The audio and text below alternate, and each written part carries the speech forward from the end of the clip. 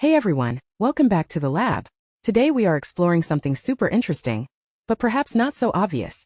How the way we grind limestone affects its reactivity. You think grinding is just grinding, right? But no. The condition, things like milling speed, sample moisture, equipment used, all that really determines how well our limestone will react. For geologists and engineers, this is crucial to optimize processes like cement making or flue gas desulfurization. Now let's do a quick example. We take the same piece of limestone, crush it with different techniques. One is wet grinding, another is dry high-speed impact milling. Check out the resulting particles. Under the microscope, you can see dramatic shape and structure differences. Edge valleys, crystal orientation changes, transformation amount. We can actually quantify this. Final step. We react each sample with a diluted acid solution under a pH stat set condition, automatically monitoring our kinetic. Those perfectly higher agitated better active loads exhibited lightning.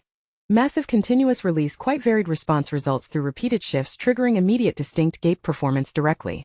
We not only react 30% increases rates, but acid demand curve aspects align inversely depending tested custom process matters carefully. Side piece, additional hints?